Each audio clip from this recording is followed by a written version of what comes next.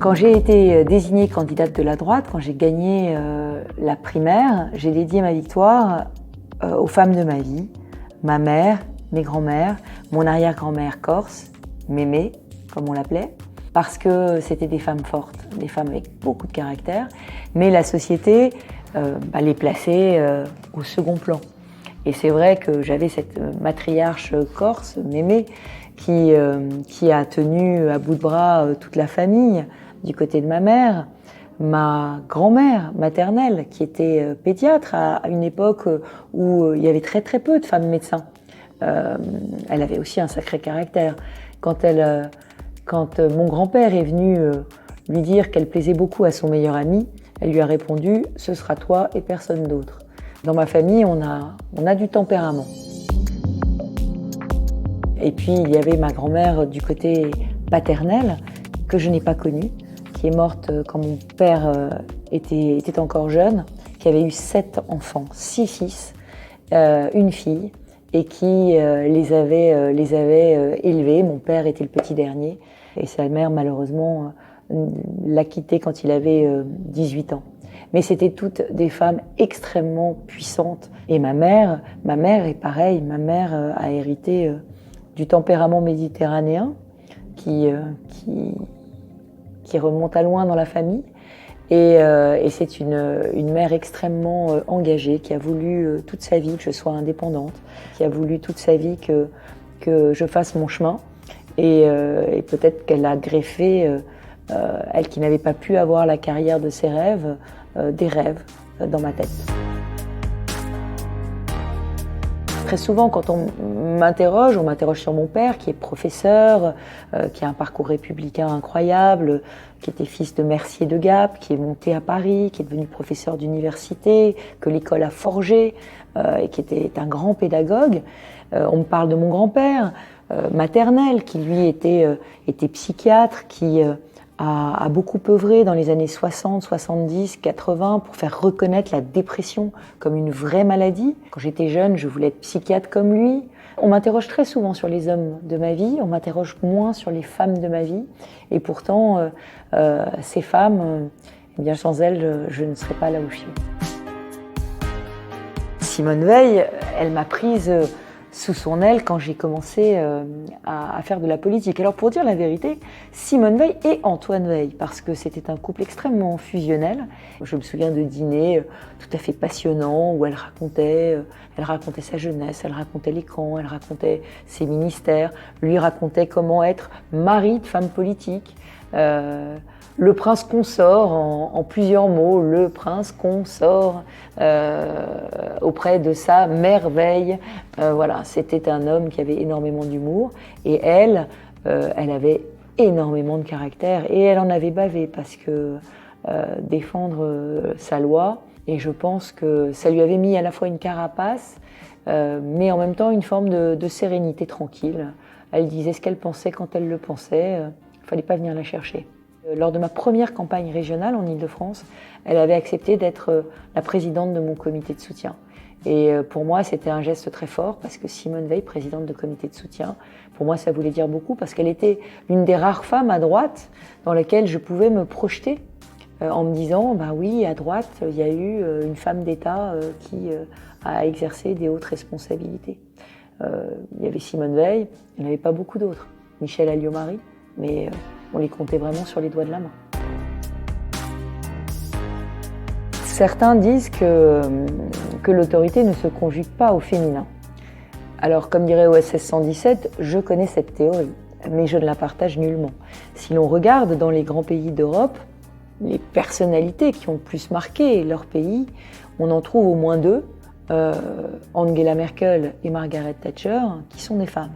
Et ce sont ces femmes qui ont le plus imprimé la mémoire collective de leurs pays respectifs. Pourquoi ?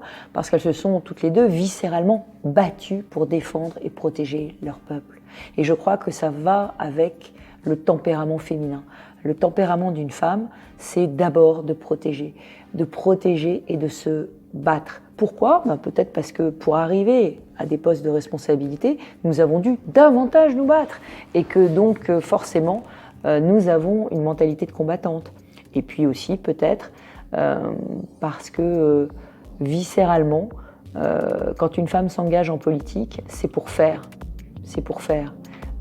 Les hommes sont fascinés par le pouvoir, mais je crois que les femmes sont plus fascinées par le pouvoir de faire.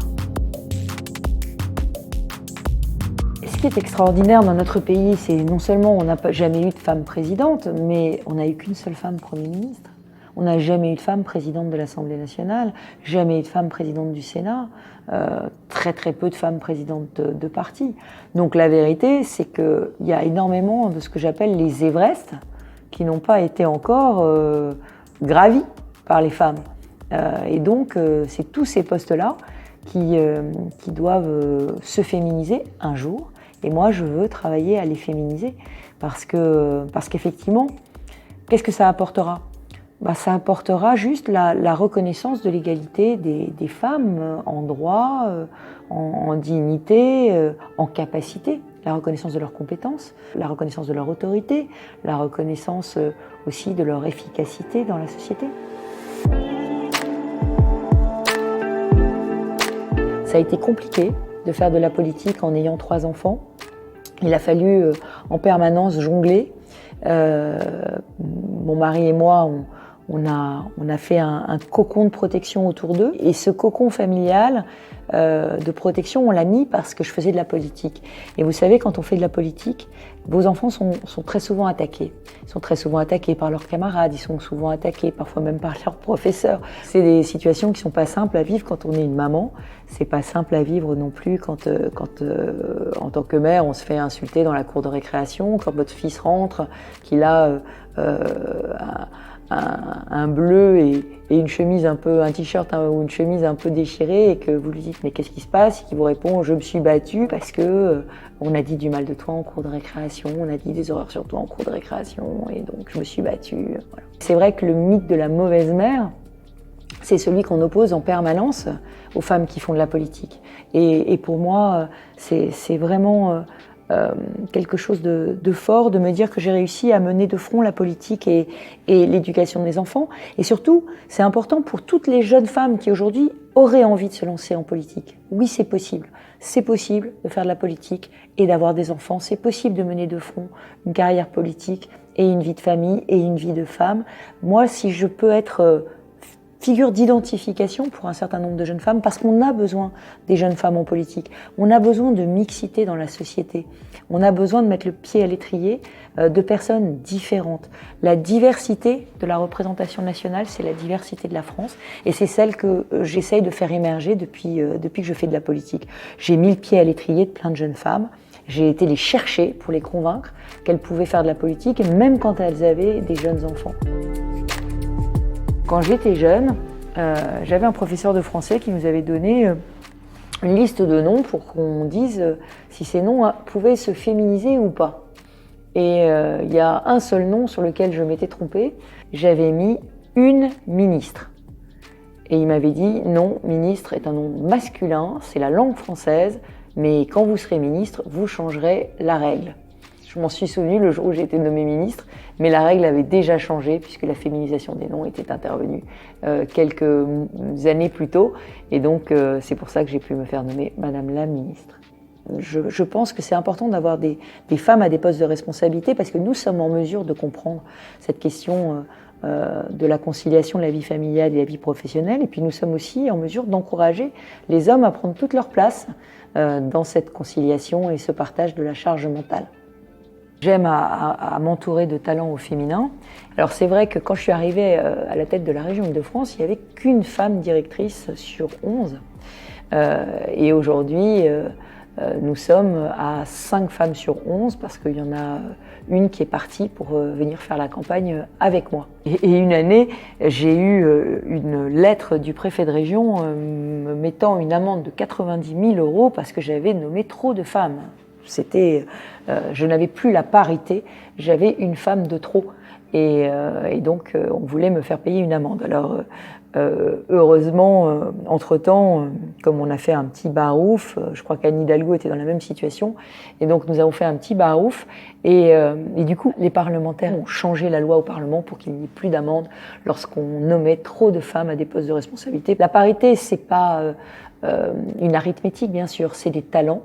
Pour obtenir la parité, il faut repérer les talents, il faut repérer les femmes et les faire progresser, leur permettre de réaliser leurs ambitions. Parce que vous savez, moi j'ai dirigé énormément d'organisations, et notamment la région de France, mais des grands ministères.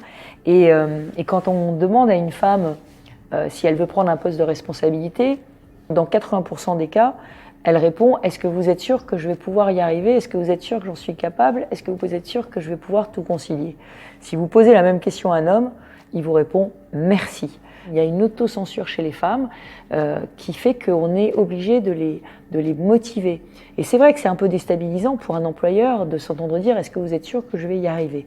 Mais je sais par où ces femmes passent. Je suis passée par là moi-même. Moi aussi, à certains moments, j'ai pensé que je n'arriverais pas à tout assumer.